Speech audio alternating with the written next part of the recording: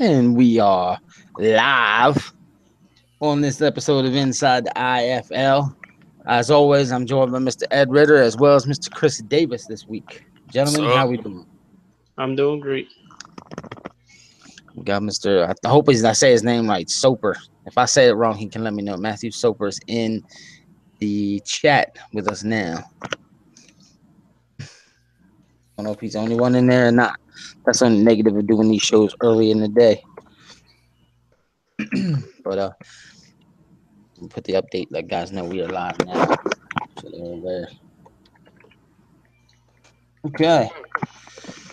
All right, we have week 8 coming up. And I'm still going to run these couple of games. I just told you guys this before we went on there. I'm going to run a couple of these games this week, get the rest of these legend games done. I'm honestly hoping I can do 1 or 2 here today. Unfortunately for me, I don't have a freaking extension cord that reaches properly to leave my laptop charging. Because if I did, I'd just run one game, end it, and go to the next one. But I got to unfortunately unhook it and take it to the other room and charge it. So that's getting frustrating. So we'll get those done. And I know I want to address a lot of issues coming for season 2 because I've been getting a lot of questions and a lot of this and a lot of that. And I know I let owners know they can begin contract negotiations. So I'm going to jump into that right away. Contract negotiations, the reason why I said this to everybody is everybody's going to be releasing 3 players to the expansion draft since we're expanding to 8 teams. Some teams might not have that luxury because some teams actually have 1-year contracts across the board. So my point is you can restructure your contracts with all players on your team the way you desire. I'm also giving this power to the owners because some of these players have gone inactive, which is typical. It happens. You control that player's destiny if he does not reach out to you. Gave everybody a heads up about it already. So I'm making it official now. Starting today, we are entering the 2-week process to submit your new contracts. If you are changing nothing, change nothing, just resubmit it. I want to have an updated file. I want a paper trail so I can take screenshots with dates. This way nobody says, oh, wow, that was this or that was that. Nobody claims bullshit. And put all that together so you can begin preparing your roster for next season. Prepare where you plan on letting a spot become vacant for whoever it may be. Gentlemen who are currently in the league, if you want to retire a player, you may. You cannot retire both. That's going into effect as well. You're going to get to retire one player. And then after this season, your player must play at least 2 seasons before you can retire another guy. Because I know some guys might try and manipulate the system. Retire a guy to create a new guy just to fit a better bill for a better team and a better build. I want to try and keep some shit here going. I'd much rather guys create 2 players and leave them play forever. But considering we're entering a second season, we're expanding, it makes sense some guys might want to retire some people and to move forward with whatever the direction may be. If you have questions, owners, on what exactly I'm saying, just feel free to ask. Ed and Chris might want to ask some obvious questions that we can answer here on the air. But again, you got 14 players. Some players are not humans because all teams did have to create non-human players. Computer generated, we'll call them. Those players, those contracts also have to be sent to me, which you control their destiny because you created them. Ed and I still haven't come to a decision on one thing, and that was if current computer-generated players will have to be retired. Because we know some guys created certain players at certain positions to fit a bill exactly the way they wanted, which I don't blame them because it was within the rules. But if we want to play with a realism card, which is what we strive for here, when you enter the draft, it's a slim chance that you're going to find the exact player, the exact build, the exact everything you need to fit your team's scheme. 99% of the time, you draft a guy who's as close as you can get, and then you try to coach him up. So in this world, you were able to give yourself exactly what you wanted. So do we allow them to keep those guys because it was within the rules last season and we just start moving forward from it now, which I am 100% good with? Or should they be forced to retire those players and get new ones in the draft? So that's where I'm going to defer to both of you on that issue. Just get your honest opinion on which direction we should go. Because it was within the rules. Do they get to stay with it because it was within the rules when it happened? or should they be forced to retire the non-humans and select new guys in the draft? Because remember, the league staff is going to be creating computer-generated players, if you will, for the draft to fill all needs. No owner will have to create players at the end of this upcoming season. You want my opinion on it? I'll say keep them. Why not? Ed? I'm okay with it. I'm okay with them keeping their guys. That's what they want to do. Well, then we can go with the idea of keeping them. But if we get enough feedback, guys would rather them be retired. You know us. We'll go with the league majority, and that'll be the direction we take. But as of right now, it looks we'll keep them there. Actually, I'll give more reason why I'll say keep them. It's because of the simple fact of we've seen what like you just talked about earlier with human players being inactive. So yeah, got like we don't know if from next season if these new players or these new guys coming in, we don't know if they're going to be active or not. So at least it's best to have the players from last season because they're computer generated anyway. And speaking of active, besides that, you'll have to end up letting go the guys that are inactive. Man, speaking of that active and inactive statement, I want to touch on the contracts with that too. If you have guys who you reach out to and they don't respond to you within 2 weeks, owners, you get to control what their contract's going to be. Okay. And that's what I need. And I do need players and owners to contact me. We didn't get this accomplished at the start of the season properly. It's another reason why I'm addressing it again now, being allowed to restructure now for next season, is because not all players reached out to me to verify all contracts. I need that to happen. If they don't verify, I then get to defer back to the owner. Hey, you signed so-and-so to a 2-year deal. He didn't respond to me himself. Do you want the 2-year deal or do you want to make it a 3 or a 1? It's your choice. So, and that's going to be 2 weeks from today. So when I go on the air 2 weeks from today, so for those of you who are very bad with math, that'll be July 24th. When we go on the air with Inside the IFL, I'll be announcing the contracts for all current 8 teams. Who's going to be a free agent, who's not going to be a free agent, whatever the case may be. So you're aware, so you can prepare your team for next season and what have you.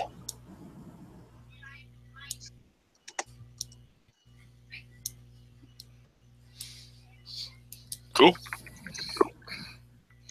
Got no complaints here. All right. Ed, I know you and I had talked about some things prior to coming on the air today. We talked about it this past week. Is there any particular direction you think we need to hit first with this show? Nope. Just go wherever you want to go. Nope. You lead and I'll follow for this show. I'm going to lead? Wow. Sure you want me to lead? Yep.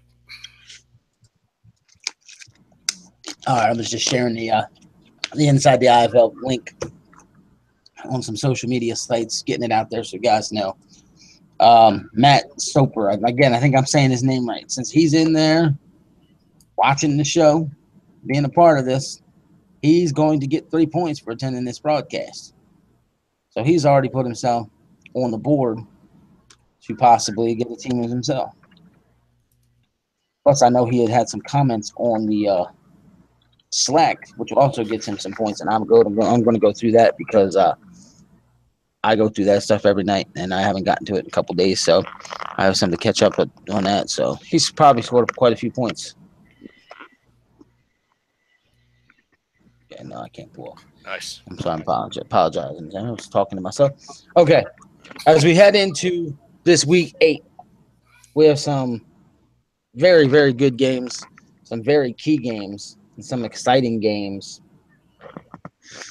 And I'm just looking at them now, and I'm just very curious at some of these voting because 3 of the games is just like, wow. And the one game, we have one team way out in the head in a landslide, which to me, that's honestly the game of the week to me. And that's the landslide right now. So, but of these games, yeah, the voting's already done. I know who's playing when, just to make sure you guys know what's going on here. So we'll get into the games. We'll go one by one here.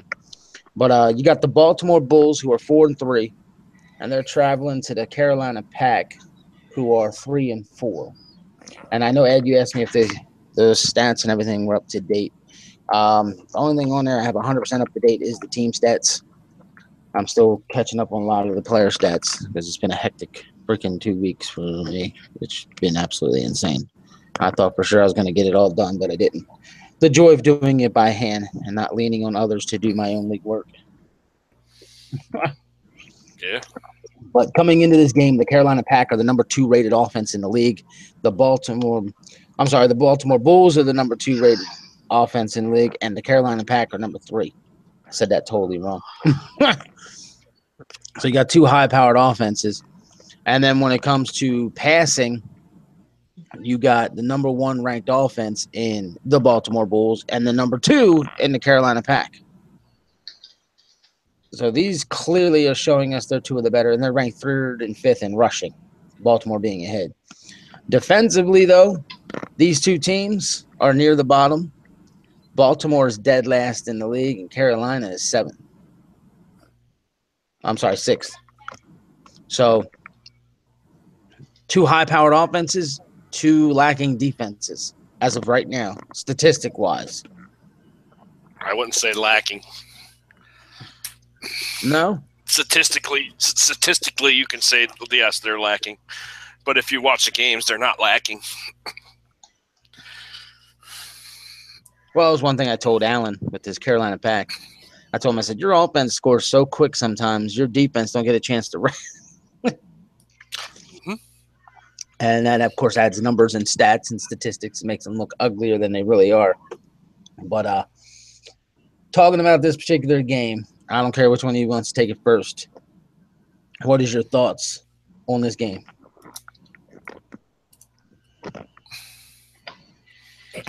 All right, Chris, you can take that. I'm about to say that for him or me. I'm like, my thoughts on this game is like, really, can Carolina stop the run? Because that's where I think.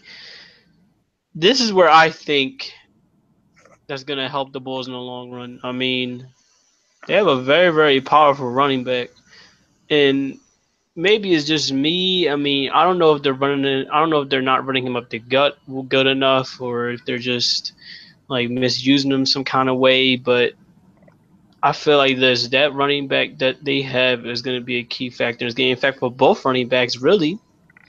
I mean, both teams have a hard time like stopping the run. Really, the way how I see it. Like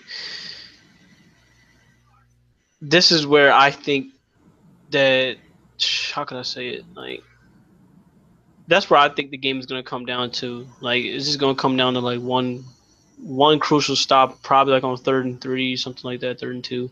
But I'm not going to leave out the passing game as well, because I think the passing game for both teams is pretty okay, as well when going up against each other. So, but who do I think is really going to be the team to win this game? I can see it being Carolina.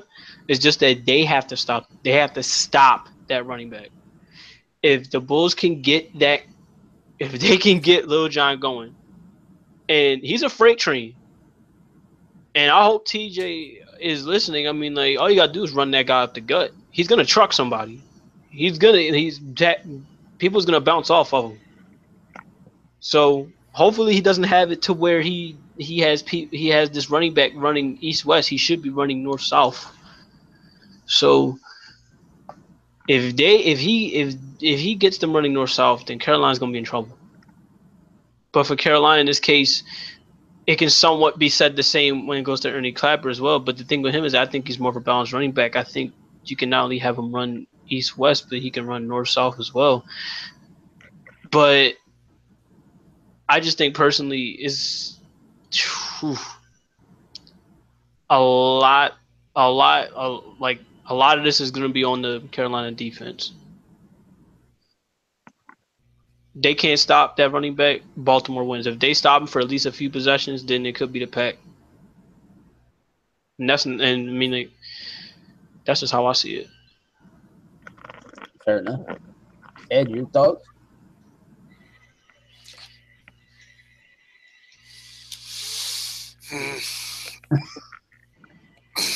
Oh, I got lots of thoughts, but you know, I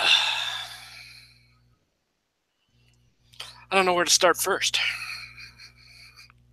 I mean, is it going to be another shootout like the week one? I mean, it's possible. It could be like that.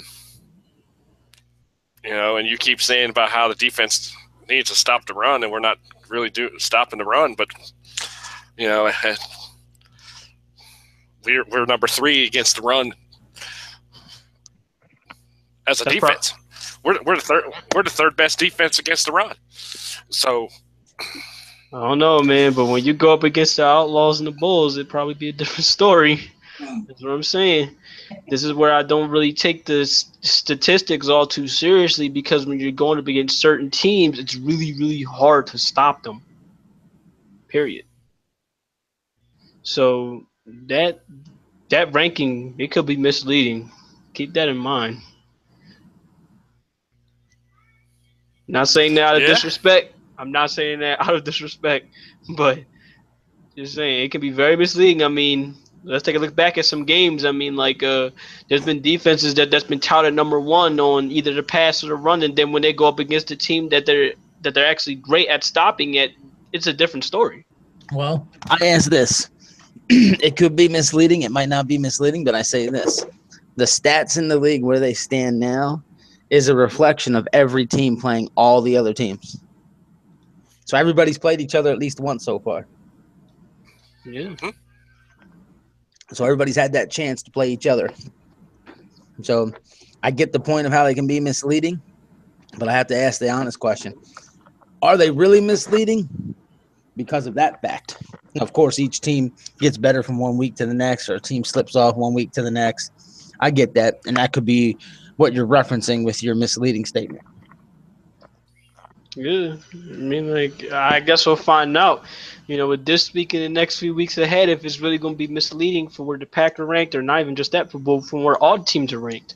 As far as we're concerned, a team can be ranked 8th, and then just like that, they'll be ranked like third or second. So it's all a matter of how these next few games go. Indeed. And it takes 1 week, and you can plummet in the stats. Exactly. So, Chris, I'm putting you on the spot. Who's going to win it? What's your pick? I think I said it earlier. It would be I think it would be the Bulls. Ed, I know you're biased a little because you're with the Pack, and you're going to pick the Pack, I'm sure. But can you pick a winner unbiasedly? No. I can't. I couldn't do it either if I was coaching. Be like, hell no, we're winning, son. That's what I'm saying. Gotta hear it. You're asking the wrong guy with that one. Well, we'll get into the next game, and I know you can answer this one unbiasedly when we get into it, Ed, considering you're not working with them just yet. Well, we got the 2-5 Boston Liberty. They're going to travel down to Tampa Bay to take on the other 2-5 team in the Tampa Bay Stallions. And this is a repeat of a week 1 game where the Liberty got the victory. So, if you want me to go first on this one, then I'm gonna again. Go in ahead, this go case, for it. I think it's gonna be Tampa Bay. That 2-5 record, that's misleading as much as the stats. I'm telling you, Jax Diamond turned this team around in a positive light. I mean, like, even if he loses this game, he's gonna be dangerous next season. I can see that already. He's doing this with 2 goal tight ends. Imagine if he decides to go wide receiver. Imagine if he decides to just go 1 wide receiver and put that one other spot somewhere else. He's doing well. He improved from how he was, which was what the first 4 weeks of the season. So if I'm the Liberty, I'll be careful, because this is an entirely different Tampa Bay team. In fact, if honestly, that goes for all teams, me included. They're 2-5, but don't let that 2-5, distract you. If you sleep, they gonna get you. So Me personally, gotta give it to the Stallions. They not only improved defensively, but they improved offensively. It's funny how that trade is looking at it now. That trade that Philadelphia Tampa Bay did looks kind of beneficial for both teams if you're looking at it for like if you're looking at it in terms of how they've been performing as of late. So gotta give it to TB.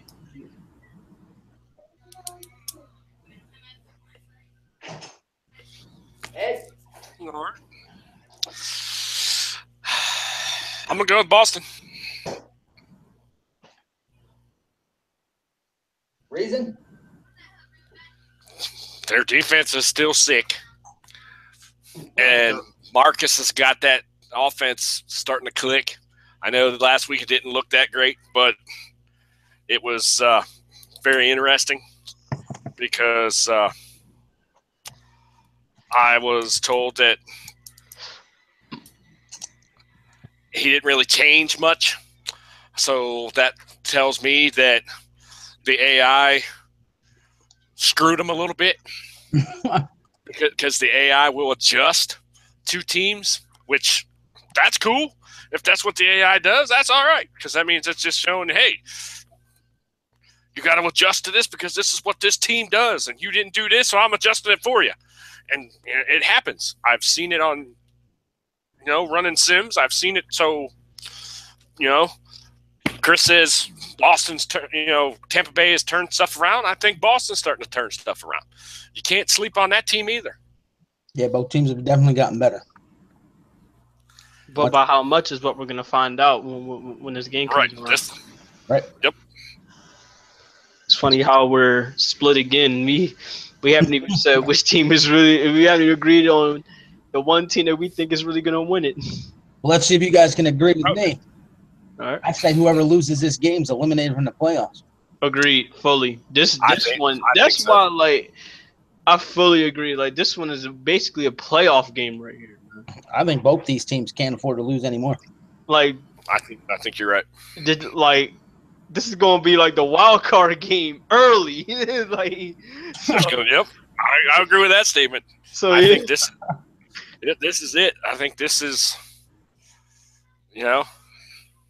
this is the game where both teams got to finally say, hey, it's put up or shut up time. Yeah, basically. And every game's a wild card game up until the divisional game. Yep. And unfortunately for these two teams, and I think you're going to agree with this as well. Somebody gonna lose, obviously, but somebody's got to lose. But unfortunately for both these teams, even by losing, by being eliminated, they really can't grow too much for next season because so much is going to change. Who knows what they're going to keep on the roster? 8 new teams is coming in. What division, conference are they going to be in? Right. Well, you can already take a guess because of the way how you said that you want to do this whole thing like geographically, right? So we can already take a guess at where some of, if not most of these teams are going in terms of division. And it all matters who comes into the league too. Yep.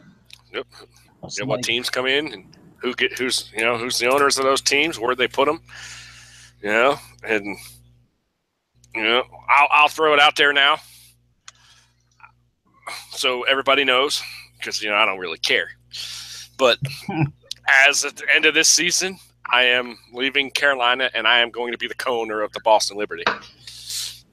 I can see why you said the Liberty now. Biased fuck. It's like it ain't got nothing to do with that. I've watched this team. I'm watching it. I know what they can do.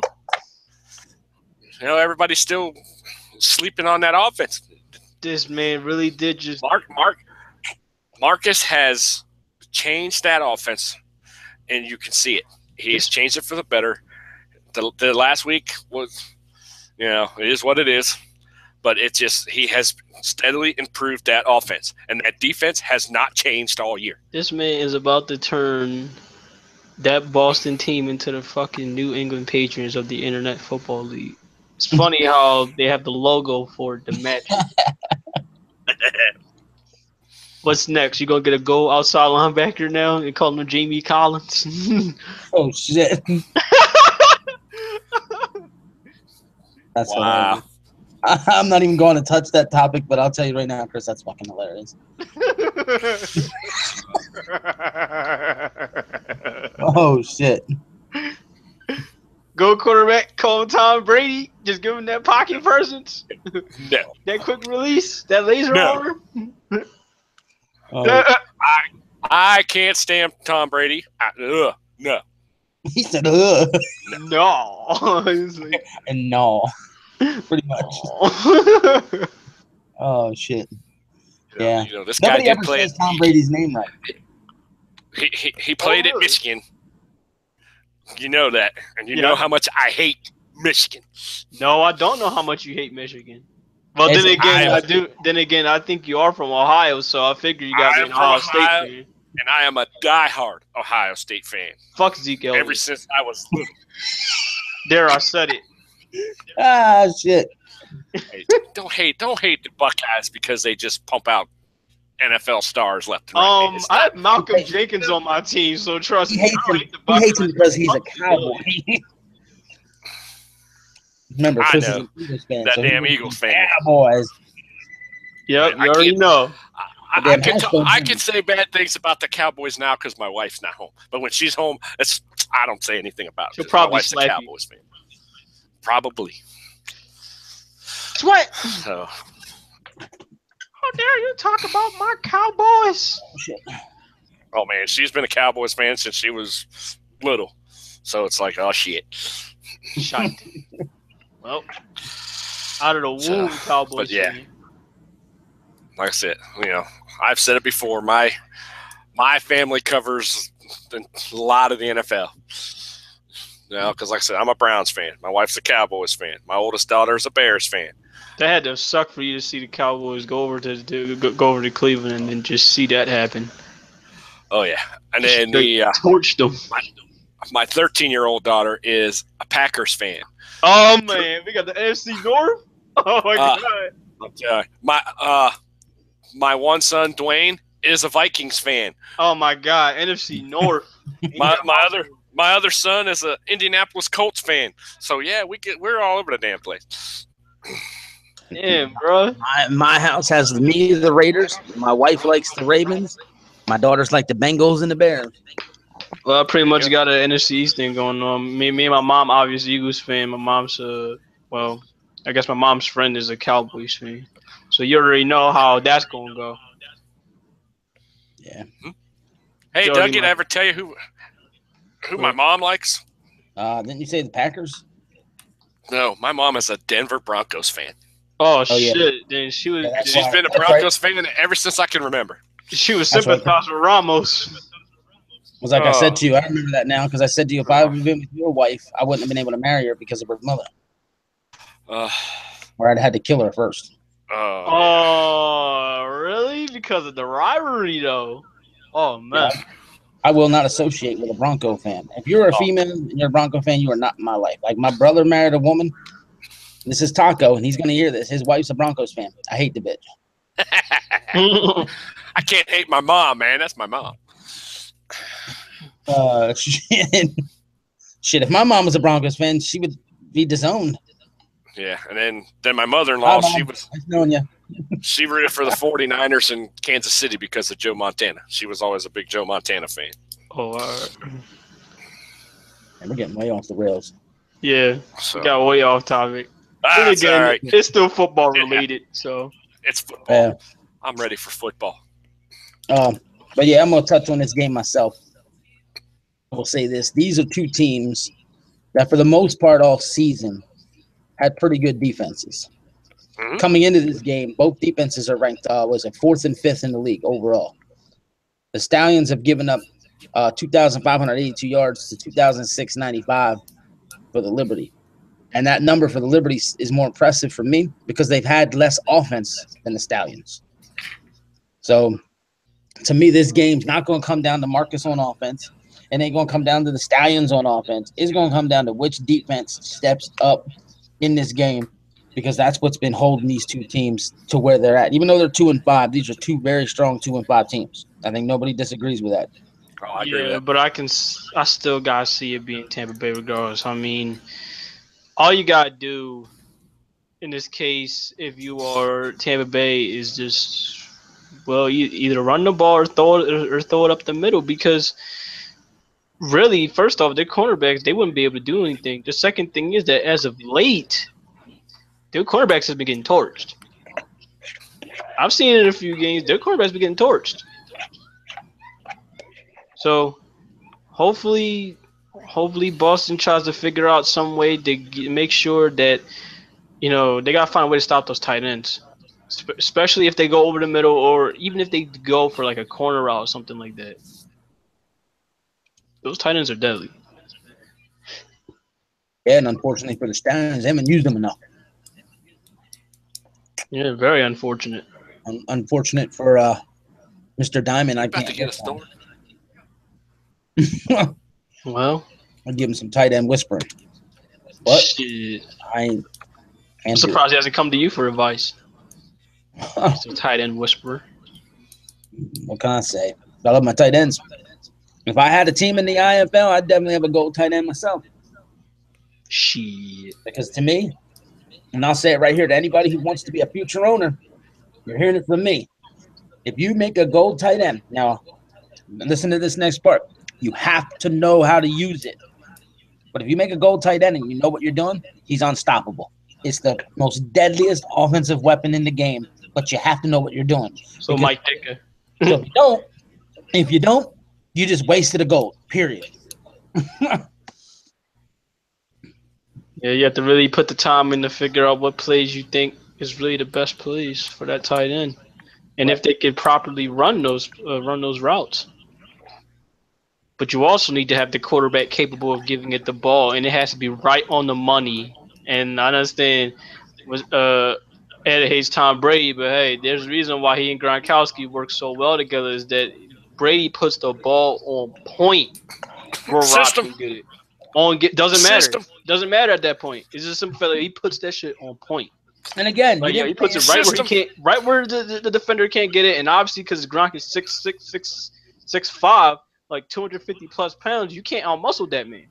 That could be the case in this game. It's just a matter of how it's used. And you still didn't say that quarterback's name right.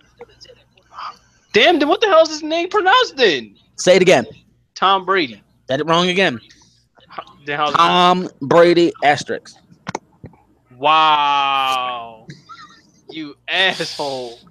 I'm not even mad at that cheated. one. I'm not even mad at that one. He cheated. Hell, his own coach threw him under the bus. Said, I had nothing to do with it. That's all Tom. Power of the hoodie. His own coach threw his ass under the bus. I'm not even mad at that, yo. Oh shit. So I'm dying. I'm just telling you guys now. I may get kicked off here. I don't know. Because we're about to get a storm here. It is almost like midnight in my house. It is that dark. Then let's move into the other games. Let's move into the other games as quick as we can. So we'll go into the 3-4 New York Cobras at the 4-3 Tokyo Kitsune. And Ed, what you got? Who's that again? Kitsune. 3-4 Cobras at the 4-3 Kitsune. Tokyo. Same here. Same here. Tokyo. Because I don't know what happened to New York, but they got figured out. Well, I can tell you. I can tell you exactly what happened because Taco shared it with me, and he doesn't care who knows because he thinks it's obvious. And to try to run the ball more? They got frustrated with all the interceptions, and they went away from the interceptions, and his exact words to me were, we throw 5 interceptions and win. We're throwing 2 interceptions and we're losing. I'd rather give the ball away and win. And that's the reality. They've cut down the interceptions. They've cut down the interceptions by running more, but they're not winning. So he'd rather give it away more and get victories, and I'd do the same damn thing. I can't argue with that. Got figured out. Because when they were chucking it left and right, they were winning. Yeah. Now that they're not chucking it left and right, you're right. And think about it, they were giving up 3-4 interceptions a game at least, but they were scoring 4, 5, or 6 touchdowns. Right. So they were getting more touchdowns than turnovers, so that means they're going to win the damn game. And I'll say that was mainly because the opposing offense, the opponent's offense, just wasn't able to capitalize on their turnover opportunities. Now they're able to do that. And I'll say this about this game. This game is a rematch. I have all these games this week are rematches of week 1. But remember, Tokyo lost 33-31 to New York in week 1 in the final seconds, which is clearly one of the best games we've had all season. They got screwed that game. So it was a To this huge day, I said it then. I'll still say it now. They got screwed that game. How many interceptions did King Can throw again? 3, 4 I think interceptions? it might have even been 5 that night. Which is what I'm talking about. I don't think that's gonna happen this time because Tokyo, like, they got better. Mhm. They will not allow that happen again. They won't. Yep. They won't. Especially since they know now Tokyo's starting to get it going with their running back and their wide receiver. No. Hell, That's the key. I'll be low key pressed to say that the wide receiver really got it going like that because it is also the silver wide receiver. Like, yo, Tokyo, they're getting it going. Now, would you guys agree Wilcox has really stepped up? Yes. Yeah. To me, that's the key. And the reason why I say that's the key is because the Cobras are ranked dead last against the run. Oh, well. Oh, shit. They're in trouble. Good luck. Good luck. Well, then Tokyo, there you go. We just gave you your game plan. Run, and run some more. Run. Don't turn the ball over. Run the ball. That's it. You got Ramos. Run it down there through. I'll let Ramos know for a $19.95 deposit. Chris Davis might let you know how to run the ball a little more effective. Yeah, all you got to do is just look at my games. I'm pretty sure everyone knows ever since I picked up the fullback, what have I been doing? Running the ball. Keeping the ball away from defenses. Right. And if I got to punt the ball, I'll punt the ball and I'll leave it up to my defense to stop you, and then we'll get the ball back and then we'll score. And what I like most about what you're doing is you're wearing down defenses and you're keeping their offenses off the field by having these long-ass, drawn-out drives, which is just fun to watch. Exactly. And Ed will tell you my favorite offense in the league is yours. Yep. I love running the ball all damn day. I don't think I'd have the damn balls to do it in the IFL, but I could give you much kudos for doing it here because it's been effective. That's what I'm saying. Like, shit, man. But on the flip side, I'll tell you this: the flip side of New York being dead last against the run, they are in first against the pass. Like I said, like we all just said, run the ball. Run the ball. And I don't know if you're aware of this, Davis, but your defense, the Philadelphia Flight's defense is in second. They have given up 1,311 passing yards. The Cobras are in first, had only given up 1,093. So they're almost 300 yards better than the next team against the pass. That's impressive. Yep. So I take it from both of you. You're both taking Tokyo to get this win. Yep. I mean, I'm going to have to go with Tokyo as well, just for the simple fact that they've been searching for something on offense. They got it. And they've changed quite a few things the last few weeks. I can't see them being able to fix everything in one shot. So I think they're still going to have some struggles this particular week. So I'm also going to take Tokyo on this one. And for the record, I'm picking – I don't even think I even said my other picks, but I'm picking the Stallions over the Liberty, and I'm taking the Pack over the Bulls. So gets us to the fourth and final game of the week, which in week 1, we can almost throw this game out the window because it's a totally different team. But Arizona won the game in week 1, 37-13. Philadelphia is clearly a different team. Coming into this game, these teams are ranked 4th and 6th overall offensively, the Outlaws being in 4th. Passing offense, they are 6th and 7th in passing yards. The Outlaws are 6th and the Flight are 7th. And this is the number 1 and number 2 rushing offenses in the league. The Flight have a 200-plus yard, 300-plus yard advantage pretty much. Defensively, you got the number 1 and number 2 ranked defenses in the league. The Bulls have 120 better yards than the Flight, which is impressive because these teams are way ahead of the third-place team. Passing defense, they're ranked 2nd and 3rd. The Flight are 2nd. And rushing defense, they're number 1 and number 2, with the Arizona Outlaws being number 1. So we'll touch on what you just said. The Flight running the ball like a mother with the fullback, with the tailback, just pounding the ball. This week, they get the number 1 rush defense in the league. It's funny because this isn't the first time the Flight had faced up against the number 1 rushing defense. This is true. It's been what, the two, 3 times now? Like I said, some of these stats are misleading. Some of these stats are misleading. Yeah, I think this will be the 3rd time they get the number 1 rush defense in the last 4 weeks. And who were they? Exactly. I know one was Baltimore, right? Last week, they played Boston. Boston was not the number one rush defense, but it was the 3 weeks prior to that. They took on Baltimore, who was number one at the time. The week before that, they took on Tokyo, who was number one at the time. And then the Cobras were number one at the time. Well, it ended up being an L, but it wasn't. Well, it was right before the fullback. And the Cobras in week 4 were the number one rushing defense. They played the flight, and currently they're 8th. So we'll take that for what it's worth. Told you. So, I mean, like, can't put it no better than that. I mean, you guys already know what kind of game that this is going to be.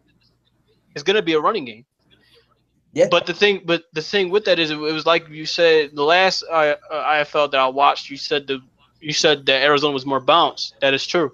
But when situations calls for it, the flight will pass the ball. It's a matter of when they're going to pass the ball. If it's going to be first, it could be 1st and 10 for all I know. Man. We don't know. I don't know when they're going to pass the ball.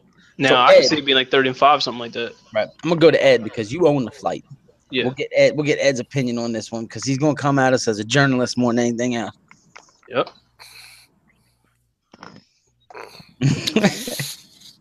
I mean, these teams are pretty even all the way across the board.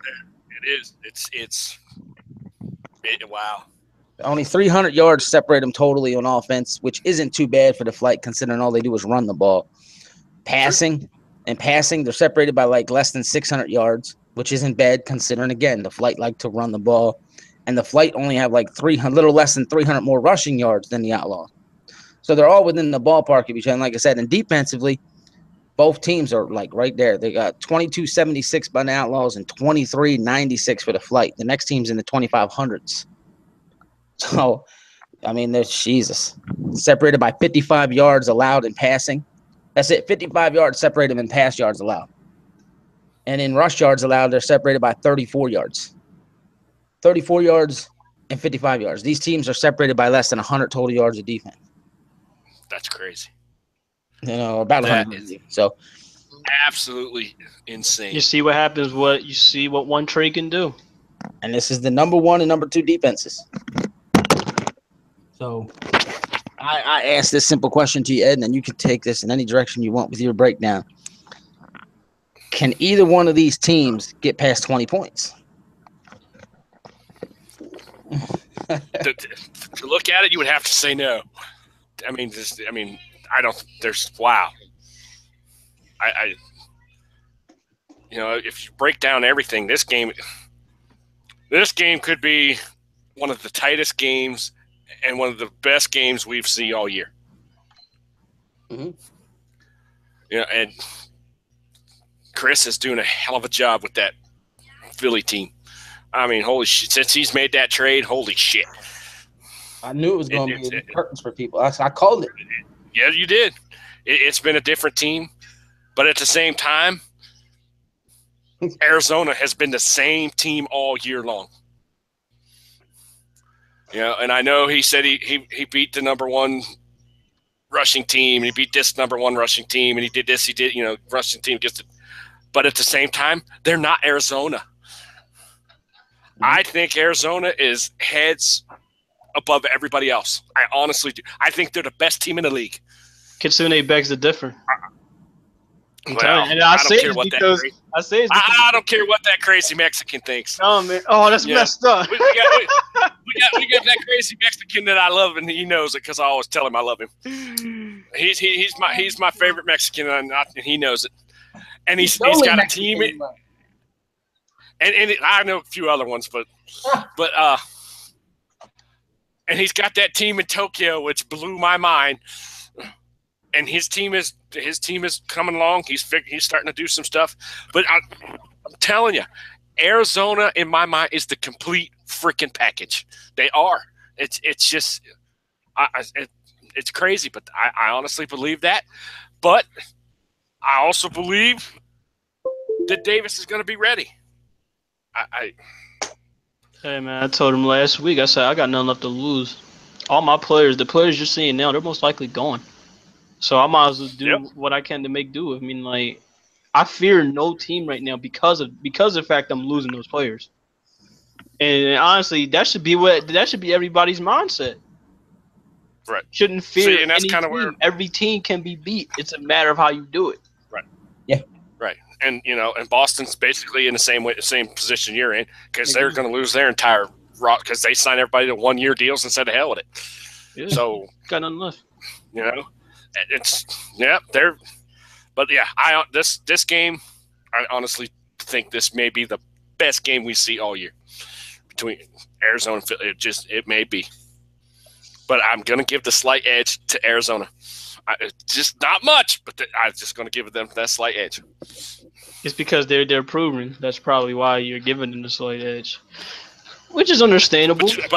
But at the same time, you're coming on, dude. You are. Your team is coming. It's like it's scary. So it's funny. It's funny to me. It's funny to me because what's name told me earlier. Well, he said this last week. He said he has that offense figured out. Talking about Allen. If that's the case, then you need to look at the Outlaws. The Outlaws, the offense is almost exactly the same. Almost.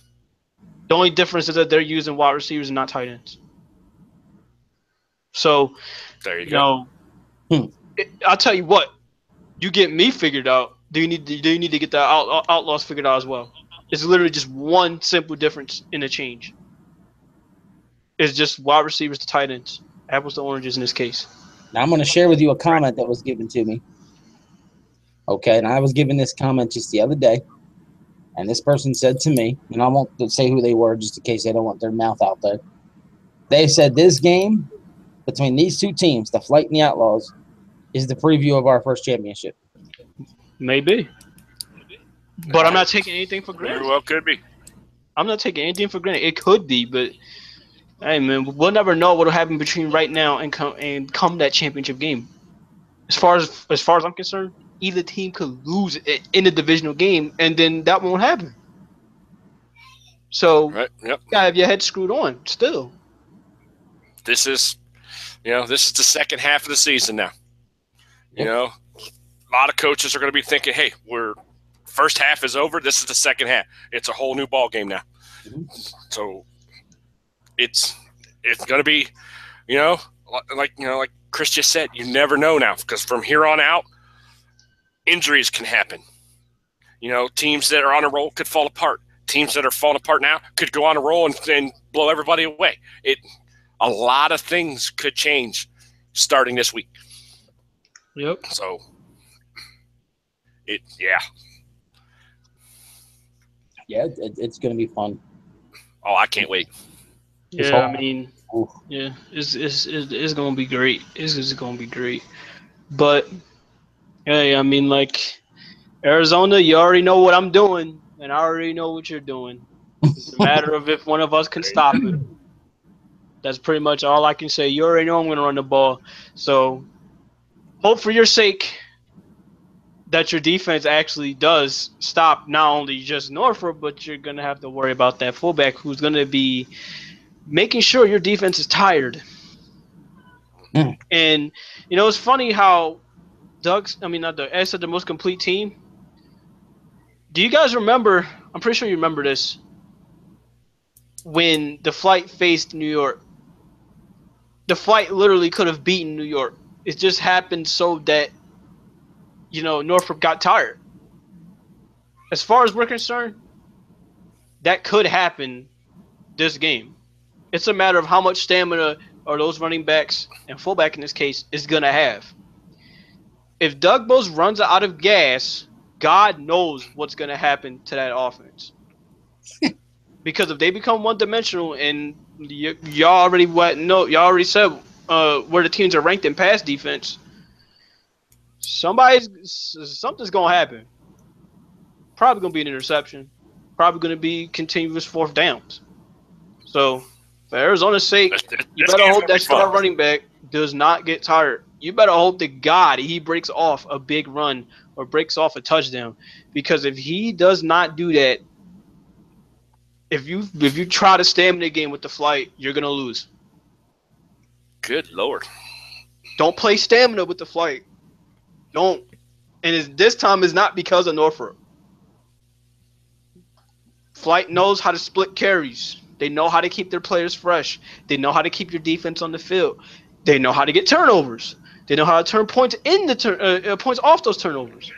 So it's a matter of how it's done. I mean, like, I'm telling you how my team rolls. I mean, you don't have to tell me how yours go. I am hereby going to start Almost referring exactly to the same. Mr. Horowitz. Huh?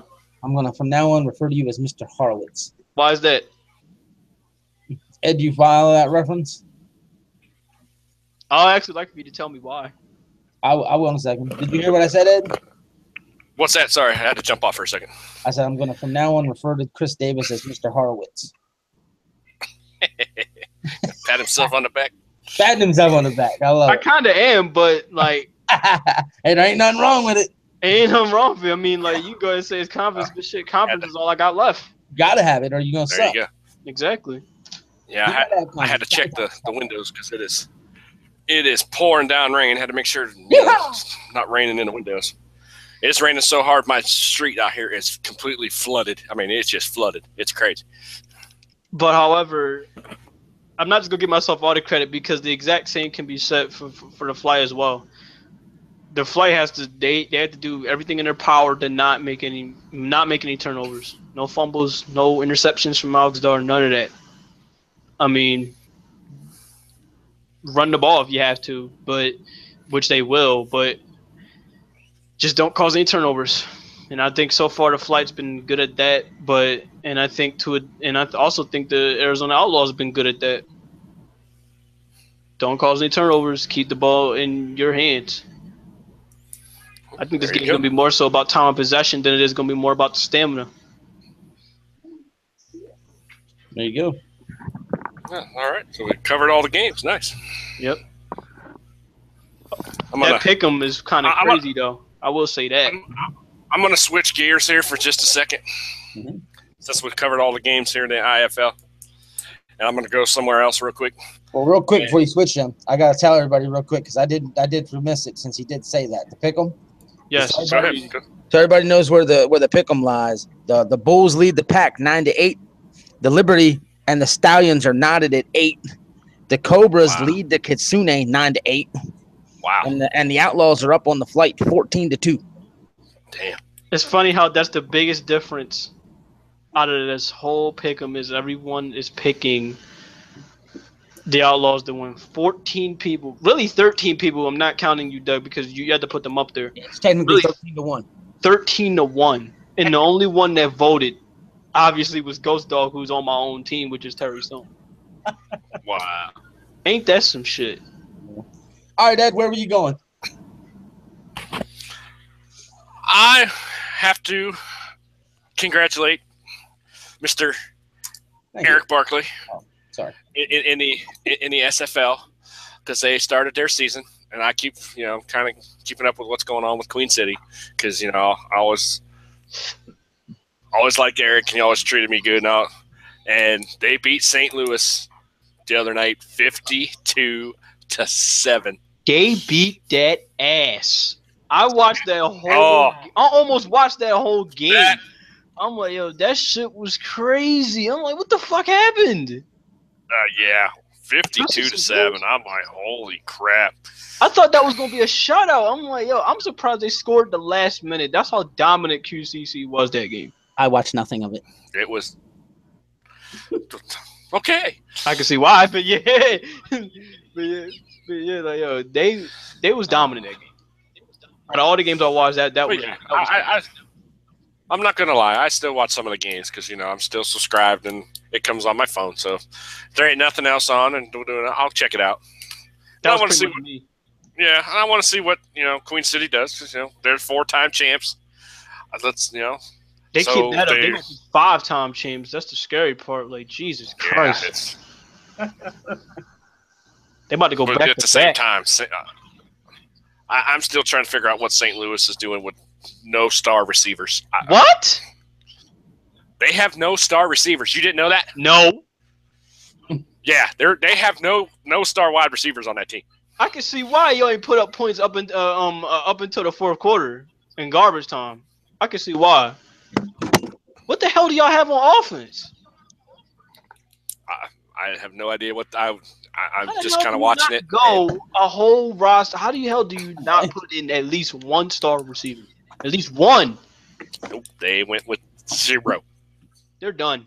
I don't know what they were thinking, what they were trying, but hey, I'll give them credit. You know, that takes some balls to try to do that. So I'm sorry, that's just as much bigger balls as Bo Davis calling out his roster. That balls are stupidity. No, I don't know because that's stupidity. No. He's right. That's stupidity. You cannot go a whole roster and not put in a wide receiver. Oh shit! Almost every. Maybe game, they'll figure it out. I mean, they're gonna get figured out how. You don't have nobody to throw the ball to. Hey, you don't necessarily need them. Yes, you can figure it out. If you figure it out, you don't really need it. No, bro. I don't know if anybody, as far as I know, I don't think anybody's ever figured that out, how to use a I'm sorry, but no stars receivers, but no. I'm sorry, but wait till you hear this, Chris. Wait till you hear this. Here's the topper of all this.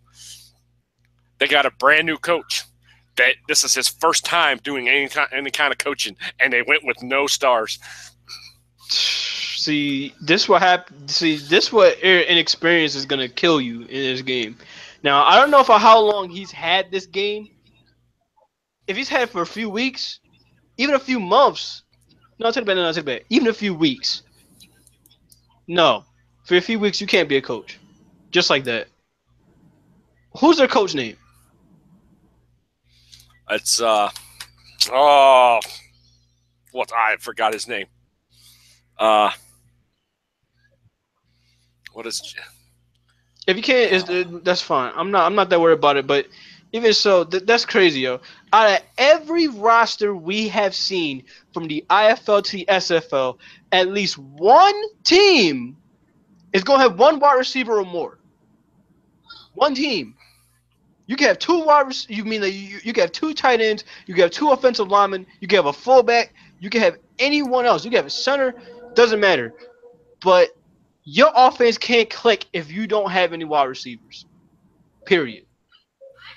You don't go wide receivers. I thought it was interesting. That's your season.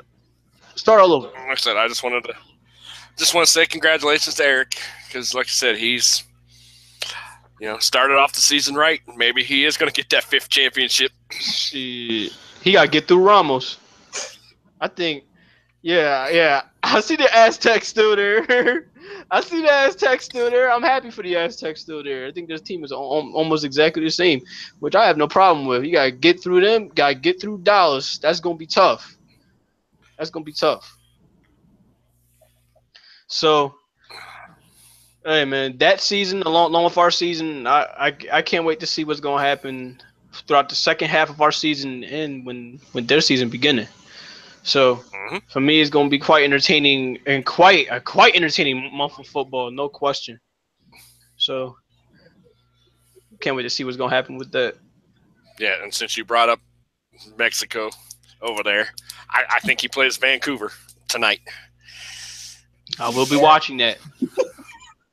Because, I still got love for Mexico. I still eat those tacos and burritos over there. Oh,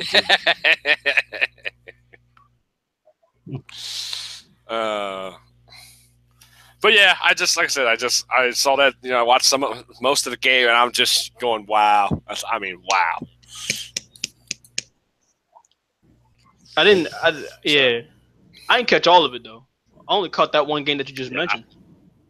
Yeah, I've been checking out some of the other games, and most teams are about the same that they've always been. Oh yeah, most definitely. Well, shit, don't change what isn't broken. I mean, could definitely see that with Dallas. I mean, you still rocking 4 wide receivers. Can't blame you. You're still working. I can tell the dog is getting bored, so we might as well just move on to the next topic. All right, next topic. Can we talk about the NFL some more? Hell yeah, we can talk about NFL all day. Shit, why not? I mean, I don't know how many hours in, but might as well just get this out there real quick. I mean, we already see the whole schedule list for every game from week 1 to week 17. What game do you think is going to be the game of the year? Raiders, Patriots, and Mexico. Oh, wow. Just like that, huh? You're damn right. Because if Derek Carr doesn't get hurt, Raiders win the Super Bowl. Period. That's a mighty prediction, man. It would have happened. And I don't say that because I'm a Raiders fan. I Yeah, say you are. I say it because I truly, honestly believe that would have happened. Oh, there was a lot of people that said the same thing. Honestly, I know a lot of people. Yeah. I said the same shit week And 6, we're week 17. better Yo, now Carson got than we hurt. were then. And I know the Patriots are better now than they were then. But fuck New England. Damn. That's one way of putting it. Yeah, fuck. Fuck NE. I'm going to say it now, right here on this, and I hope it gets back to Kraft and the whole Patriot organization. I know y'all cheat. I know y'all manipulate. I know y'all in the back pocket of the commissioner, because in this day and age, in this league, in the way the world is scripted with the NFL and the rules of the NFL, and I think you two are going to get enlightened real quick and like, damn, that's true. There's no way in today's football, the way the rules are set, that a team can be this good, this long, without manipulating something. Simple. Because every time you find a team that's good, how long does it last? 5 years, 6 years maybe, and then they fall off. Shit, sometimes it's after the Super Bowl. It's a year. To the next teams. We see it with Carolina. But somehow, New England, year after year after year after year, is at the top. Are you serious? There's something fishy there, if you ask me. Man, it could be just that scheme, man. I'm telling you. That scheme, that offense they learn over there is possibly the hardest offense to ever learn. I mean, I remember Chad Ochocinco when he was over there, he said he couldn't learn that shit because it was too hard. So it could be with just what they have. I mean, what offense do you know that takes shitty ass players that come from the 7th round, players that come from undrafted, and then all of a sudden they just make them better? Hey, I'm just saying, don't add up to me. But I'm saying, look at the division championships. When's the last time New England hasn't won that championship, that division? Damn, good question. Like in what, early 90s? I'm guessing here, by the way. Early 90s? That's the far back I can think of. Here's how like 3 years old. Here's how dominant they've been. I'll even go into the late 90s for that. They won it in 96 and 97. They won that division. Okay? So they won it twice there. In 98, 99, and 2000, they didn't win the division. But since 2001, Brady, they won it in 2001. They did not in 2003. Or I'm sorry, in 2002. They won it in 2003, 2004, 2005, 2006, 2007. They didn't in 2008. And they've won it in 09, 10, 11, 12, 13, 14, 15, 16. They have not won the division twice since 2001. Bullshit. Damn. There's something fishy there for me. If you win the title 14 out of 16 times in the division, it's impossible to be that good that long. But you also have to factor in the fact that the AFC East, even if the Patriots would suck, like, say, for a few years, the AFC East was weak. Weak as shit. The Dolphins was trash. The Jets was trash. The Bills was trash. So almost at that point, the Patriots could have won. They could have went 9-7 and still would have won that division on some of those years. That's how bad the AFC East is. Well, since you said that, in 2002, that's what the Jets, they finished 9-7 and won that division. And I'll give you both just a fun trivia question about the Patriots. Who is the Patriots' all-time rushing leader? Everybody knows Brady got all them damn passing shits. Well, who is their all-time leading rusher? Corey Dillon. I'm guessing here. No. If not him, then Kevin Falk. Nope, neither. I give up. Ed, you got a guess? I don't know who else. I'll be surprised if you tell me right now it's fucking LeGarrette Blount. I'm like, what the hell? Ed, you don't have a guess? Nope. Sam Bam Cunningham. Who the fuck is that? He played from 73 to 82. Damn. And he holds that record, huh? It's crazy. Yeah, he played for them that long, and he only has 5,453 rushing yards. And Brady's been under that center for, 15, 16 years? And they still ain't got a guy to be able to get that many rushing yards. Yep. Because all they do is just run it up the gut and just get the first down. Their running backs is basically a chain mover. And since we mentioned Brady, who's the all-time leading receiver? Randy Moss? No. Damn, not Randy? Shit. But then again, it was one season. Wes Welker. No. Deion Branch. No. Fuck. I'll give you a clue. Gronkowski. I'll give you a clue. He never played with Brady. Oh, shit. He never played with Brady before? So Nope. he had to play with Drew Bledsoe. Ed, you got a guess? Damn, I don't even know. Nope. The all-time leading Patriots receiver has 10,352 yards, and that's Mr. Stanley Morgan. Yeah, I haven't heard of him. Yep. That makes a whole lot of sense. Stanley was a hell of a player. Steven Gostkowski is the all-time scoring leader for the Patriots, though. Well, at least there's one modern player not named Brady. And, of course, Belichick's the all-time wins leader for that team. Yep. But who's leading the team in sacks? What's record history in sacks? shit, I have no idea. I'd have to look that one up. Man, this pisses me off. Pisses both y'all off, the fact you're talking about. No. Yeah, because of who their head coach is. It's just got me very fucking frustrated. Is it because the fact that he was on your team at one point? I take that as a yes. Yes.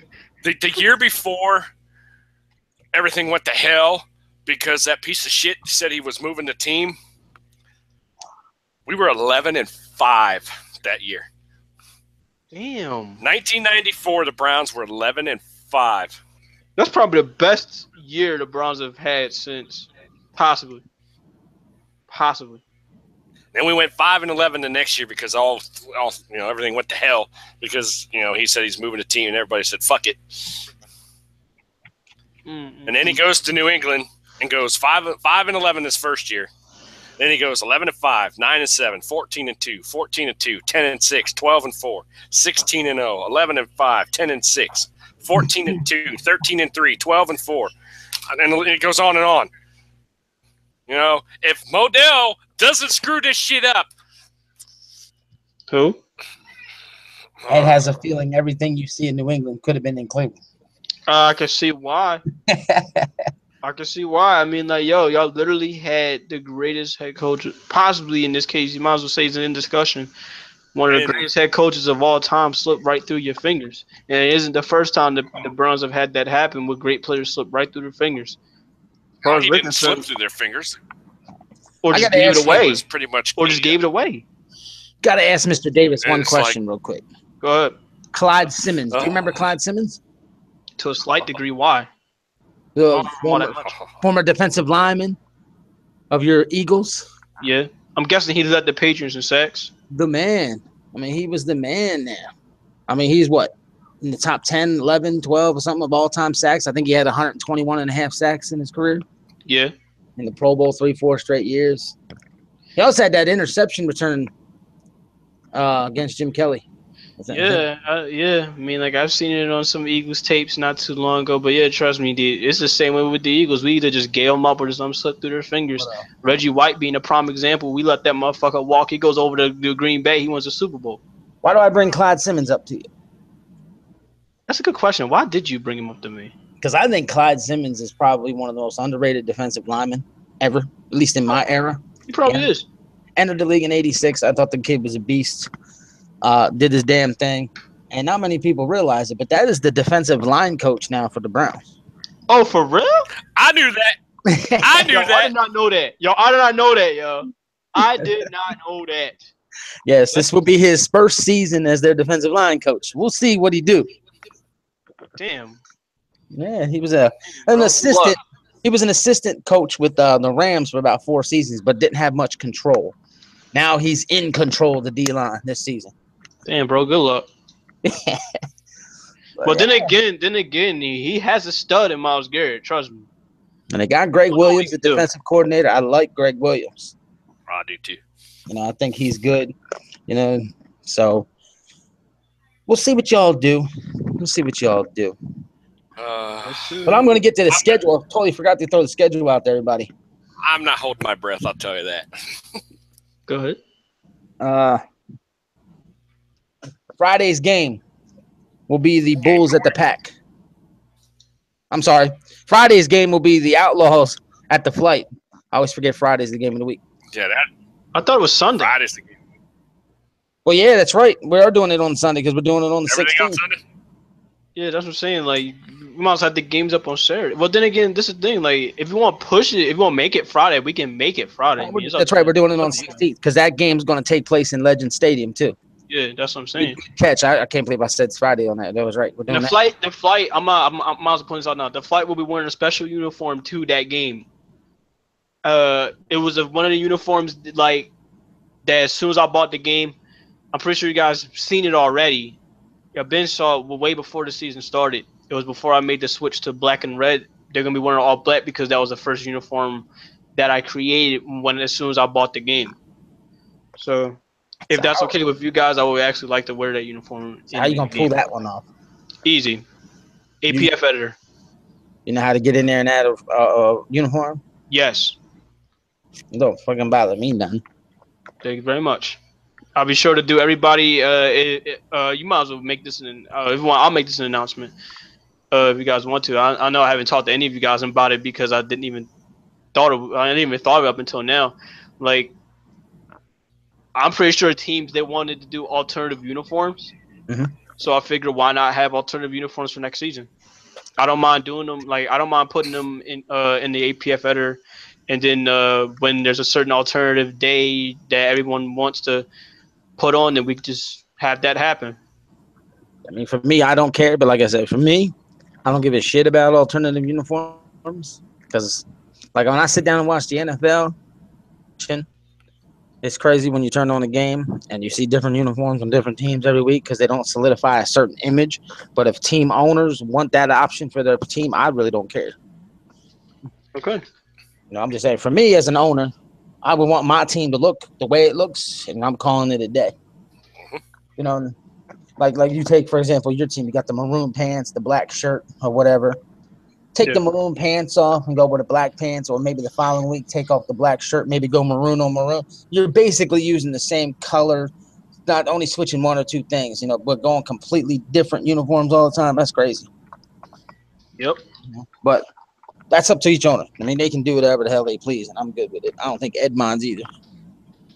Nope, I'm not. Do what you want. Like I said, I'm all about letting guys do what they want to do to have fun. If you want all them damn color changing uniforms, you go ahead. That's great news. I've already let people know the alternative uniforms will be allowed for next year. We'll have to figure out how many we're going to allow, though, and we can figure that out later. I ain't even worried about talking about it now because we got a lot of things to plan for season 2. And there's some of the things I didn't even get into. And I'm going to double check them contracts. You have until the 24th again to get me all your contracts. All owners got to submit them to me. Again, if a guy doesn't reach out to you, let me know. You control his fate. You can control his contract to whatever you want to fit you because you're the owner and you're in charge and you're running things and you can't sit there with your thumb up your ass waiting on a guy to get back to you. Yes, sir. So you get the control. So guys, know you don't respond to your owners and you don't get in touch with me yourself. That's it. So let's just say, Mr. Davis.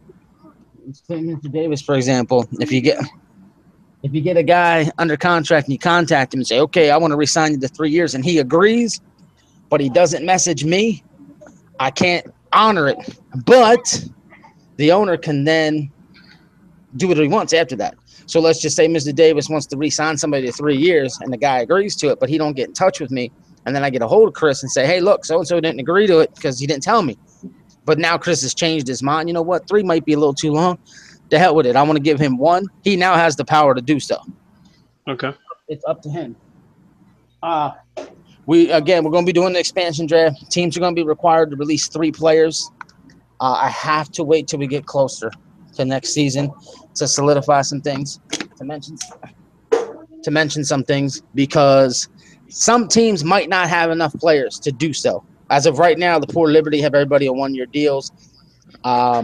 They might not have anybody under contract. I can't force them to drop 3 guys if they've got nobody. Mario Savage has a linebacker that plays for the Stallions. That was my bad, my mistake. I screwed that one up. That one's on me. But if you're a player coach, all your players, which is 2, have to play for the same team. So if Mario Savage is still involved with the Outlaws next season, Ricky Williams, his linebacker, will be required to come to the Outlaws. That's going to be something they're going to have to address, and we'll figure that out in the offseason. Owners, if any of your current coaches leave for their own ownership or to another team, you will get compensation. As to what that is to be determined. If you lose players because a guy retires a guy on you that was supposed to be under contract, you're going to get compensation for that too, because I know some guys are going to use the system to their advantage to manipulate some things to their advantage, and I don't blame them for doing it because that's why it's there. But I'm not going to let the owners get hurt by it. So there's going to be a lot of compensation going on. So when you lose a player to become a coach, you lose a coach who becomes an owner, you lose players that become owners, whatever the case may be, there'll be compensation for all these things. Like I said, we'll have the expansion draft. Whoever wins the voting will get the number 1 pick in the expansion draft. The expansion will be the 3 players released by all teams if teams can accommodate. Some teams might only be able to do 1 or 2. We'll see what happens when we get down to that road. So at that point, we'll see. And then the draft's going to take place. As of right now, the goal is for 3 rounds of expansion. Then after the expansion, we're going to go into the regular draft. Some guys were against it. Some guys aren't for it. I'm going to be putting a vote up as we get closer what the draft's going to look like. But the expansion will go 1 through 8 in order of points scored. So the most gets 1. Whoever's last in the voting gets last pick. But come the regular draft, the original plan was to flip it. So whoever was last in points will pick first in the regular draft, with whoever had the most points to get a team would pick 8th, with whoever finishes last in this season picking 9th. Some guys don't like that idea. They want to go with the flip-flop idea. So it'll be expansion team, current team, expansion team, current team, till we're through all 16 teams. I'm okay with either way. I'm going to put the poll up so we can vote on it. And I'll get to that. It might not be today or tomorrow, but it'll be put up eventually. We can vote on it. And then that's how we'll determine how the draft goes. So, like I said, there's a lot of things we got to discuss, talk about, put out there, whatever. And like I said, guys, if you want a player on your team, go hire him as a coach. That's one way to get him. But do understand some of the compensation might be your team forfeiting a pick. So let's just say Mr. Davis is sitting here since he's on the air with us, and he's looking at his team, and he's like, man, I really need to get help, say, defensively. I need to hire me a defensive coordinator. So he sits there, and he goes online, he's looking, and he's trying to figure out who he wants to hire and or not hire, and goes through some guys. And just for the sake of argument, say Maurice Spurgeon was who he wants to hire as his defensive coordinator. Well, now Maurice and his players automatically get to become a member of the flight when the season's over. But they could have been under contract with the Bulls. Now the compensation might be now the flight have to forfeit a pick to the Bulls as a result. Or the compensation could be picks being added to that team's draft board. That's where we're undecided on how it's going to happen.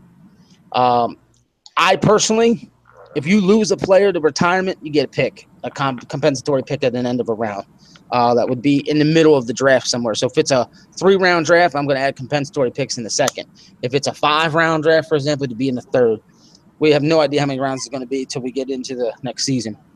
But if you lose a guy who decides to go coach somewhere else, I believe the compensatory pick should not count. You should get compensation from the team that has taken your player. I don't think many guys would disagree with that. Your guys' thoughts on that particular sentence? I'm okay with that. I'm all right with it.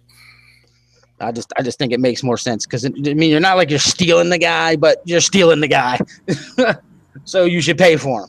Grand Theft Auto. You know, that's just kind of how I feel about it. You know, if you take him, you should pay for him. If you're not taking him, then the team gets some kind of compensation for losing him, for whatever the case may be. And are you guys okay with the rule I'm going to start next season? You have to have a player active at least 2 seasons before you can retire. Yes. Yep. I just think that's a goal we need to strive for. And also throw it out there again, because we're going to have to put it in the rule book. You can have an offense and a defensive player, or offense, defense, and a special team, but you can't have 2 on the same side of the ball. Right. Because I know we have at least one. I don't know if we have any other one. We'll have to look into it to make sure. Right. Man, and that's another thing that I wasn't paying attention to. That's on me. But hey, that's the joys of being a rookie commissioner. But hey, I ain't sweating it. This is an easy job. It's an easy gig. It ain't difficult at all. It's very easy dealing with everybody. Everybody gets along. We follow the rules. We've had zero issues as far as that goes. So it's been great.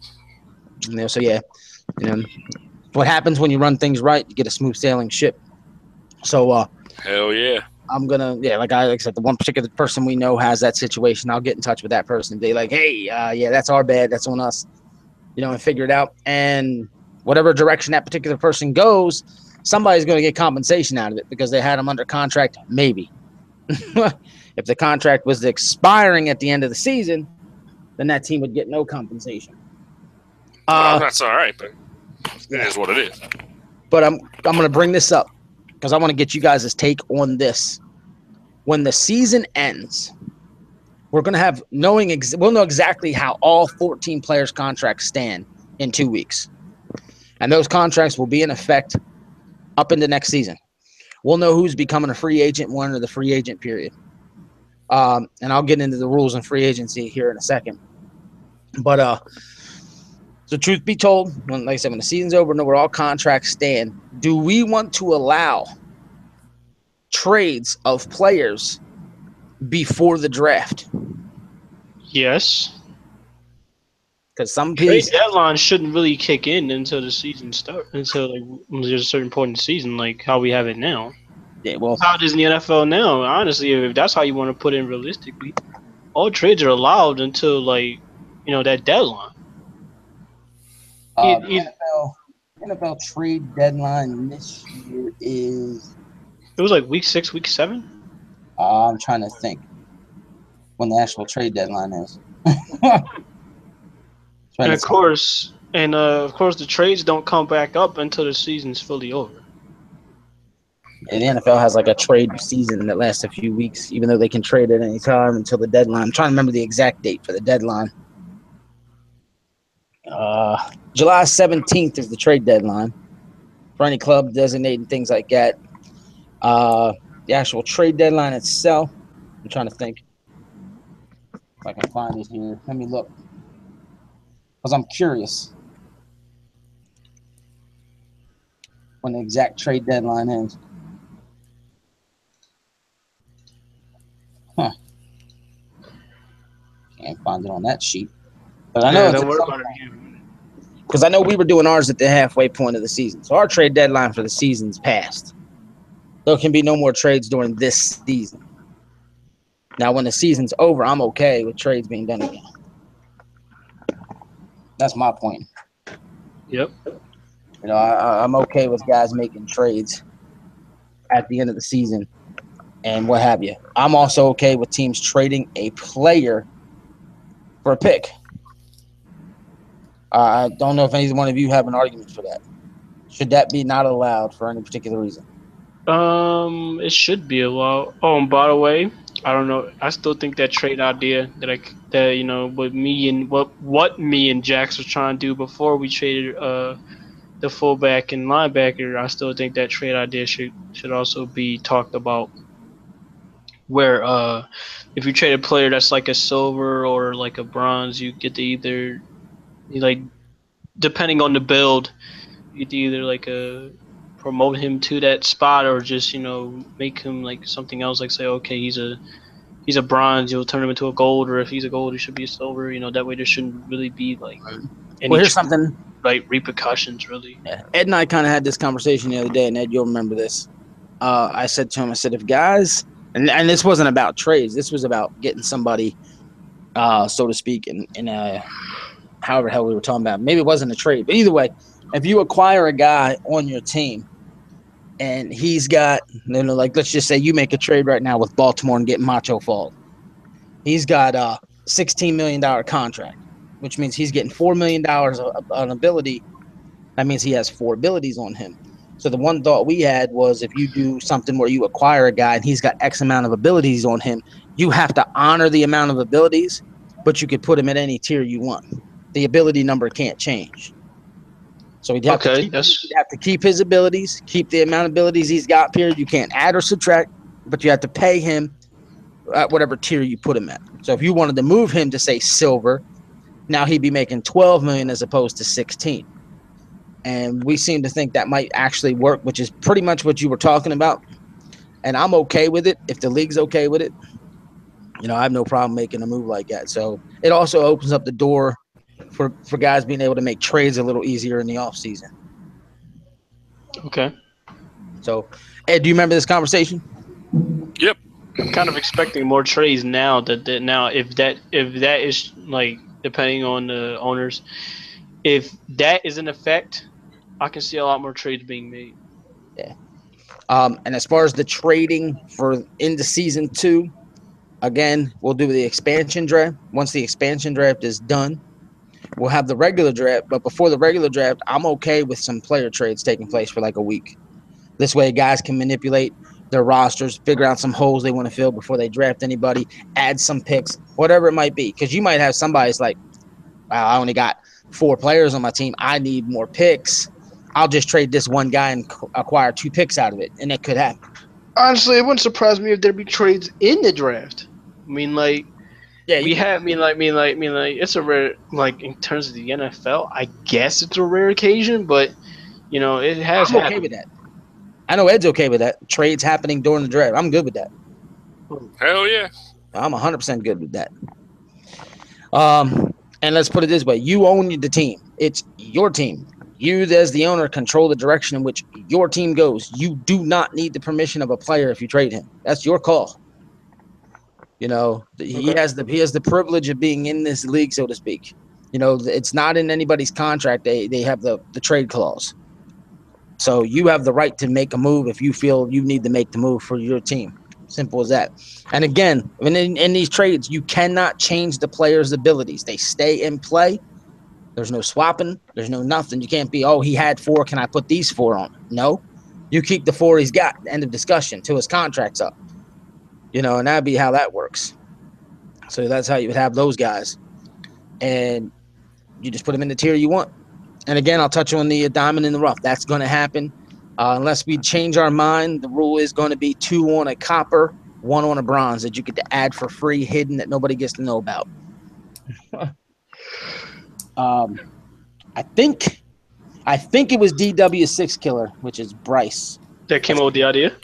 No, he came up with he wanted to know if we wanted to add any more star players. He was curious if we wanted to go to 15. We could, but then again, like,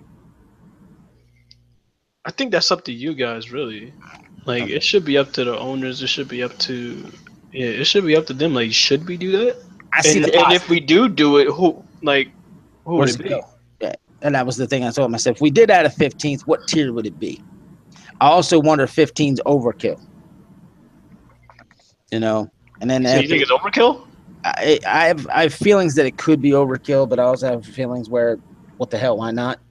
And then in our next conversation that I had with him, like I said, I think this was DW6 Killer, because he's trying to do what he can to get a team. He had also asked if we were going to change the tiering at all. Were we going to flop anything around? Like take a guy, say, from silver, no, there was another bronze instead. Or take a guy from silver and maybe add an additional gold. Were we going to do things like that?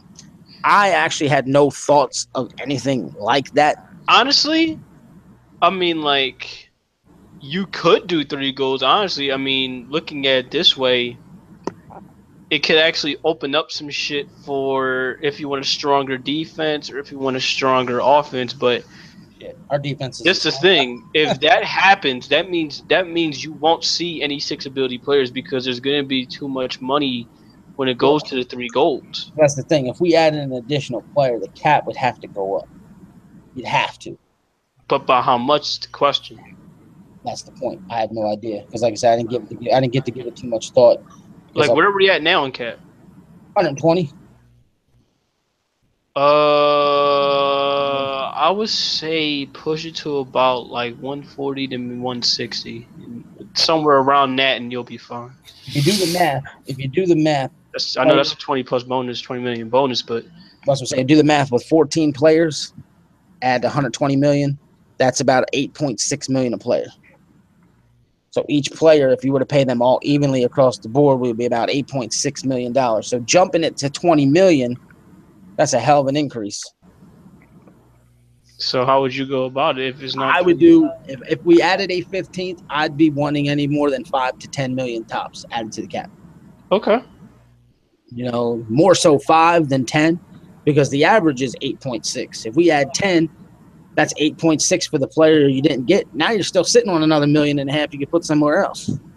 Okay. By going with the average. But I think anything over 10 would be ludicrous. I think it's total ludicrous and totally out of craziness if we went that much further. Okay.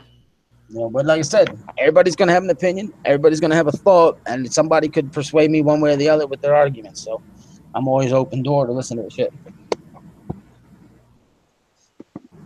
I pretty much got nothing else to talk about. I think we addressed just about everything. Ed, your thoughts on the cap? If we win another guy? No, I'm okay with it. You want another guy, or you're just okay with it? Hey, if they want another guy, I'm okay with it. If they want to add more money to the cap, I'm okay with it. How high would you take the cap? I'm flexible. Flexing. How high would you take the cap? Davis suggested maybe 20. I'm saying no more than 5 or 10. What do you think would be more realistic? Yeah, I'm thinking it. I wouldn't go any more than 10. So, yeah, and these are things we'll end up having to take to the league, see what they want to do. And as we grow, we got 80 members already on our Slack. We got about 80 subscribers to the YouTube. And when you look at our numbers and the amount of time we've been around, we are head and shoulders exceeding what anyone else has done.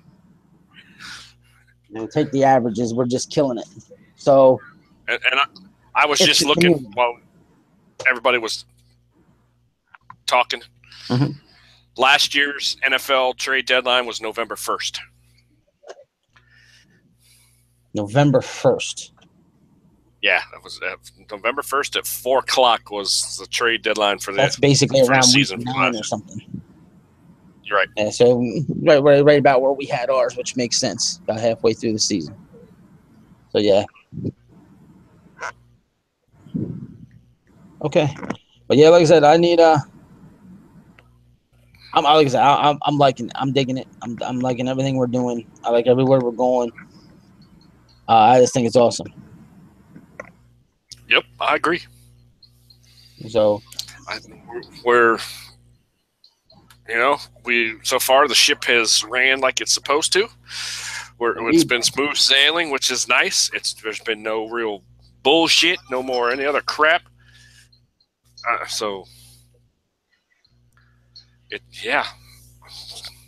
And everybody's having fun. We're and now we're getting ready for the second half of the season, which like we've said the whole show, anything goes now. Now is when people got to watch for injuries and got to watch for slumps and teams on the rise, and this is where it's going to get fun. Mm-hmm. Yeah, we're going to start separating the men from the boys, if you will. Teams are going to start to fall. Teams are going to start gaining. Yep. So I like it.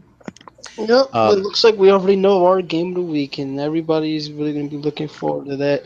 But honestly, I can see all these games that everybody would really have to look forward to, especially the let's see, let me go back for a minute. Especially the Kitsune and the Cobras, really. That game has implications of either a possible tie or just Kitsune just basically being tie, period, really. When it goes to Kitsune, if they beat the Cobras, they either might get tied with the Flight if the Flight beat the Outlaws, or they'll just be in second place. There's a lot of possible playoff implications coming up with these next 4 games. Right. Even possible. Speaking of the schedule, I never did finish the schedule. I know, Davis, you're normally good for Friday and or Saturday for games. So the 2 games that were the lowest in votes take place as usual on Saturday, I'm sure, at 1 and 4. Those 2 particular games are going to be Boston at Tampa Bay and New York at Tokyo. if I'm not mistaken. Will be the plan. Okay. So those The are question Saturday is, games? yeah, do those on Saturday because the game of the week will be Sunday in LA, so to speak, in Legend Stadium. The question is, Baltimore and the Pack, when do we want to run that game? Do we want to just give I them think that should be the Friday game. the Friday game at 8? Yeah, I would say give them the Friday. What? Wait, what? That's Friday night game around 8 o'clock, 8:30, whatever we want to go with. Yeah, I'm about to say Ed for a second. I don't know if that was an outburst or what, but Oh, I'm yelling at my sons. My sons okay. Well, yeah. I think that should be the Friday game, if that's okay with everyone. I mean, that is the I'm good with it. second game right there, and so I figure why not have the other two go up on a Saturday, and then the special game would be the Sunday night game. So The question is, do we want to do it Sunday night, or do we want to do a Sunday afternoon game, evenings to get ready for work and shit like that? honestly, that I can't answer because we don't know what's gonna happen between now and Sunday. Because I know I work. I think I work Sunday. No, I won't work Sunday night, so I'm good. Okay. Because I definitely want to watch that Outlaw Flight game while it's on. That game's gonna be nuts. Okay, then. If it's in the afternoon Sunday, I won't be around.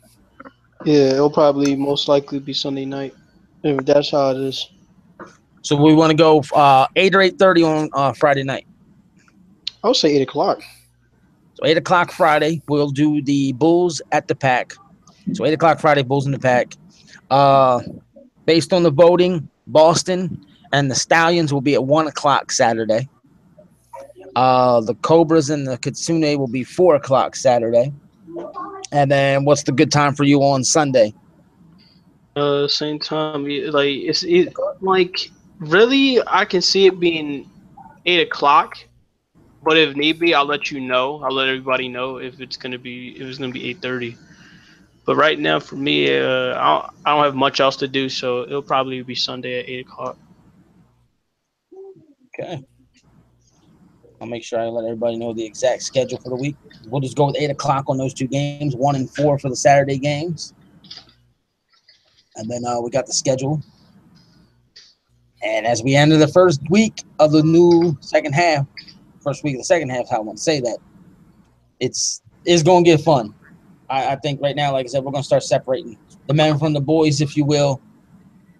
And we're going to start figuring out who they're going to be. So I'm going to put both you guys on the spot right now. We're halfway through the season. You're handed a dollar bill right now. And you're told, all right, here's your dollar. You're about to have an opportunity to win $1 million with this dollar. And the way to do it is pick the 4 teams that make the playoffs. Where are you going? I'll go with Ed first. I went first way too many times. Good Lord. 4 teams in the playoffs. Wow. Arizona. Probably Tokyo. Philadelphia's going to squeak in there. I have no idea who's going to be the 4th team, but those. Repeat those 3 to make sure I heard you right. Arizona, Philadelphia, Tokyo, and I'm not sure who the 4th team will be. Okay. Who's your dark horse? The team that you would put money on that you didn't think anybody'd give a shot? I have no idea. The team that I'm scared of. Well, I'll go ahead and let you finish up because there's one team I'm actually fearing. It's actually the same as Ed, so pretty much that. But the team that I would fear as a 4th team would have to be Baltimore. Telling you, this team is about to be, if we're not careful, that team could be the New York Giants of the IFL. They could get in the 4th seed and just sneak right past everybody all the way to the championship game. So I would be worried for Baltimore if I was the other 3 teams.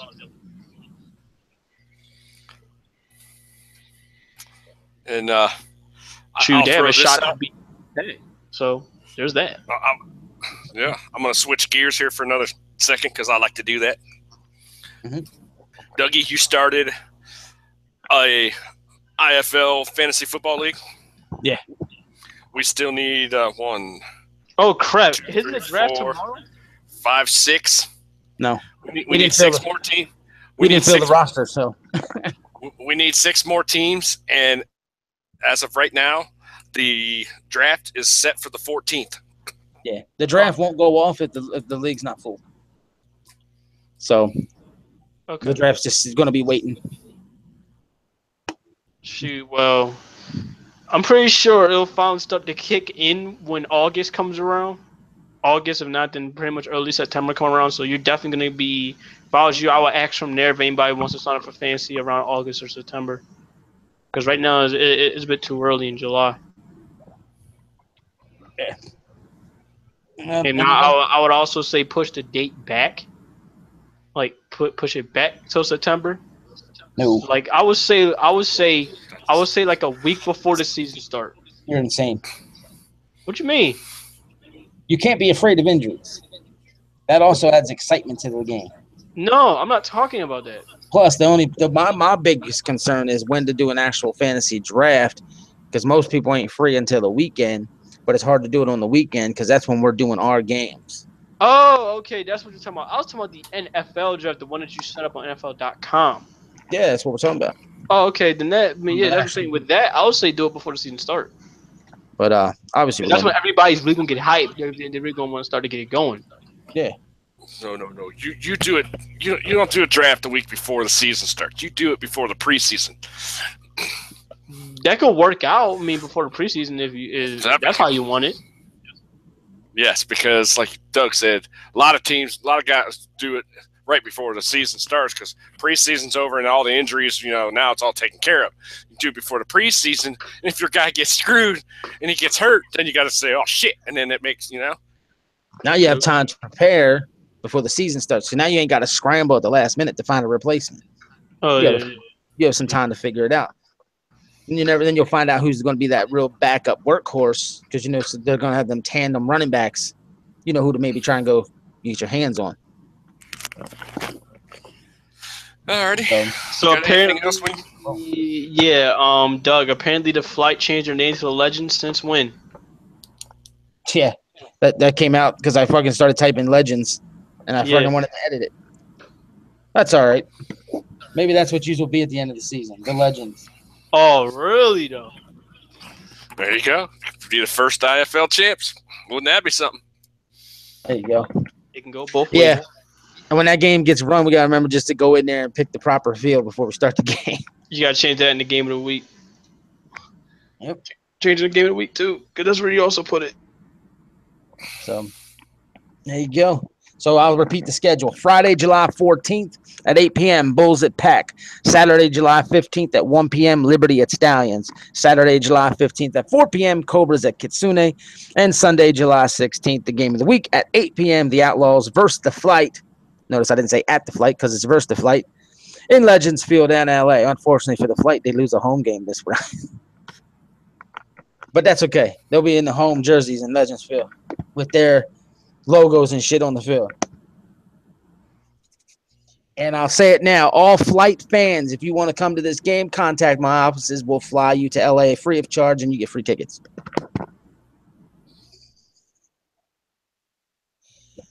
Alrighty then, right? Alrighty. Hey, we're adding some realism. Alrighty. There you go. Adding some realism. Real quick, all right, before I forget, I want to give a shout out to Pillar to Post podcast on YouTube. They're one of our partners. We're working on things together for SSE Productions, getting things going. I know Matthew Soper wants to do something as far as the hockey league to be a part of the SSE Productions. Give a shout out to Smith Football League at relocationfootballleague.com. He's a part of the group.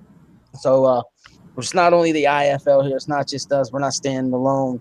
We have a big community of guys who are working together, pushing each other. So we'll see if we get this hockey league going. I'm going to talk to Mr. Soper what he wanted to do. I mean, that's going to be on him, how he wants to do it. He's more than welcome to fall under our umbrella and be a part of what we're doing here at SSE Productions and get everything going as far as that goes. But at the end of the day, SSE Productions is going to grow. We're going to add many a league.